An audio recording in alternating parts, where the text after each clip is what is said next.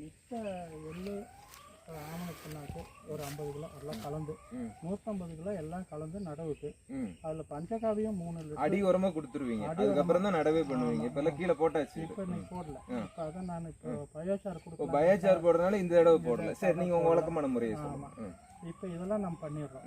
இப்போ நம்ம பண்ணிட்டு என்ன செய்யறோம்னா, உங்களுக்கு ஒரு வாரம் 10 நாள் கழிச்சோடனே உங்களுக்கு மேலே வந்து ஒரு தடவை பஞ்சகாவி ஸ்ப்ரே பண்ணிடுவோம். சரி, 15வது நாளில் 15வது நாள் பண்ணிடுவோம். அப்புறம் அதுக்கு அடுத்தது என்ன பண்ணுவோம், அந்த பயிரோட தன்மை மற்றதெல்லாம் பார்த்துட்டு உங்களுக்கு வந்து மீன் அமிலம் ஒரு தடவை ஸ்ப்ரே பண்ணிடுவோம். பயிர் வெள்ளையாக கருப்பாக வராது இருந்தால் மீன் அமிலம் பண்ணுவோம். அது 24 மணி நேரத்தில் பயிர் வந்து உங்களுக்கு கருப்பாக மாறி வரும்.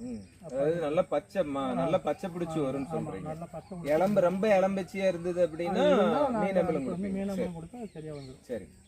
அப்புறம் இதுக்கு மேலே நம்ம என்ன செய்வோம், அமிர்த கரைசல் அதாவது உங்களுக்கு போட்டு வச்சுருப்போம், ரெடியாக இருக்கும். அதை தண்ணியில் வந்து உங்களுக்கு அந்த களை எடுக்கிற டைமுக்கு தூர் வெடிக்கணுங்கிறதுக்காக கொடுத்துருவோம். ஏக்கருக்கு எத்தனை லிட்டரு? நாங்கள் ஒரு பேரல் போட்டு வச்சு அப்படியே கொஞ்சம் கொஞ்சம் மோந்து ஊற்றி கொடுத்துருவோம்னு வச்சுக்கலாம். லிட்டர் கணக்கில் அதில் இல்லை. சரிங்க. நம்ம அது தண்ணி பொதுவாக ஒரு ஏக்கருக்கு 200 லிட்டர் கொடுப்பாங்க. ஒரு பேரல் ஃபுல்லாக ஒரு ஏக்கர் போகுமா தண்ணியில்? ஆமாம், போதும் 200 லிட்டர் போதுமானது. சரிங்க. இதை நம்ம கொடுத்துருவோம். சரி. இதுக்கு மேலே தூர் வடிக்காத மற்றெல்லாம் ஏதாச்சும் பிரச்சனையாக இருந்துச்சுன்னா அதை பக்கெட்டில் வடிகட்டி மேலே வந்து அப்படியே சும்மா நல்லா தெளிச்சு விட்டுருவீங்க. ஜீவாமிரதத்தில் அமிர்த கரைசல் தெளிச்சு விட்டுருவோம். தெளிச்சு விட்டா உங்களுக்கு பயிர் சூப்பராக வரும். சரி. அப்புறம் அதுக்கு மேலே வந்து உங்களுக்கு பூச்சி ஏதாவது வந்துச்சுன்னா உங்களுக்கு வந்து பூச்சி விரட்டி அதாவது தலைக்கரைசல் போட்டு இப்போ போட்டு வச்சுட்டோம். சரி சரி. ஆல்ரெடி பயிர் நடவுக்கு முன்னாடி போட்டு வச்சுட்டோம். ஏன்னா அது 20 நாள் இருக்கணும். அப்போ தான் உங்களுக்கு அது நிதாகும். இப்போ இந்த 20 நாளில் நம்ம வந்து அதை பண்ணும்போது ஸ்ப்ரே பண்ணிடலாம். உங்களுக்கு அந்த ஸ்ப்ரே பண்ணிட்டு உங்களுக்கு போட டைமில் ஏதாச்சும் புழு இருந்தால் மழையினுடைய காரணத்தினால கிளைமேட்டுனால புழு வந்துச்சுன்னு சொல்லி சொன்னால் நம்ம இஞ்சி பூண்டு பச்சை மிளகாய் கரைசல் அது கொஞ்சம் அடிப்போம். சரி. ஆனால் அது வரலின்னு அது அடிக்க தேவையில்லை. சரி சரி. தேவையில்லை. ஏன்னா உங்களுக்கு அந்த புழு வந்தால் மட்டும்தான் அதை அடிக்கிறது. இல்லைன்னா உங்களுக்கு வந்து பூச்சி விரட்டி அடித்தாலே போதும். நான் பூச்சி விரட்டி அடிக்கிறது இல்லைங்க. விரும்பவே வந்து நீங்கள் பார்த்தீங்கன்னா மருந்துங்கிற வேலைக்கே இடம் இல்லை. சரி. பூச்சி தாக்குதல் இருக்கிறது இல்ல. ஏன்னா பக்கத்தில் எனக்கு யாருதோட இது கிடையாது. ஏன்னா நான் முழுக்க நான் தான் இருக்கேன்.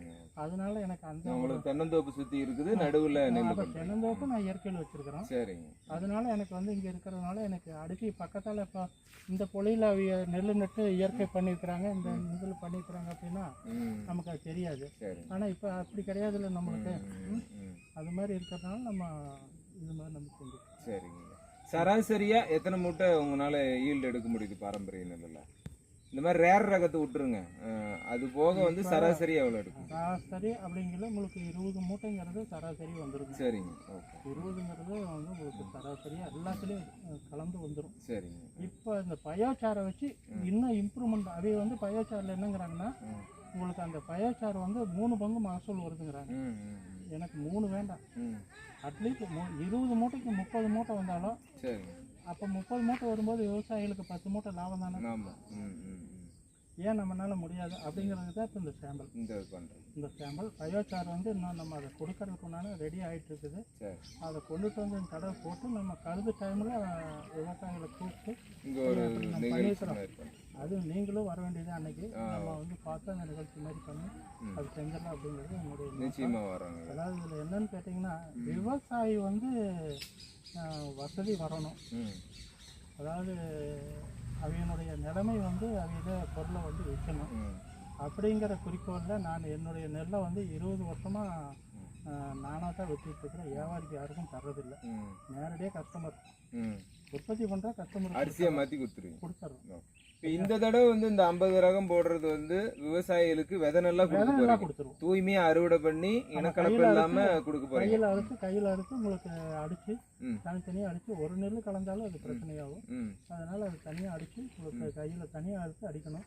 சிரமம் தான் இருக்கட்டும், பரவாயில்ல, நம்ம கொடுக்கணும் அப்படிங்கிற எண்ணங்கள் அதிகம். சரி சரி. அதனால வந்து நமக்கு வந்து உணவே மருந்துங்கிற கான்செப்டில் நம்ம அதிகமாக போயிட்டுருக்கோம்னு வச்சுருக்கோம். அதனால இந்த 50 ரகத்தையும் நான் 100 ரகம் வரைக்கும் செய்யலாம்னு நினைச்சோம். ஆனால் இந்த 50க்கே கொஞ்சம் தேடி பிடிச்சி கொண்டாடுங்க சிரமம் ஆகி போச்சு. எல்லா நெல்லும் எடுத்துருந்தா எடுத்துருக்கலாங்க.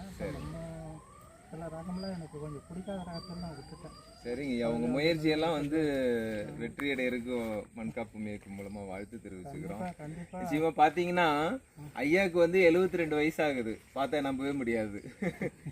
ஸோ இந்த வயசுலயும் ஐயா வந்து இந்த இயற்கை மேல இருக்கிற அன்புனால, இயற்கை விவசாயத்து மேல இருக்கக்கூடிய ஒரு பற்றுனால நிறைய மக்களுக்கு இது போய் சேரணும் அப்படிங்கிறதுக்காக ஐயா இந்த முயற்சியை வந்து எடுத்து பண்ணியிருக்கிறாங்க. மண்காப்பம் இயக்கத்துடைய வாழ்த்துக்களை வந்து ஐயாவுக்கு தெரிவிச்சுக்கிறோம். நீங்கள் விவசாயிகள் உங்களுக்கு பாரம்பரிய நெல் வேணும் அப்படின்னு நினச்சிங்க அப்படின்னா ஐயா வந்து நீங்கள் தொடர்பு கொண்டு வாங்கிக்க முடியும்.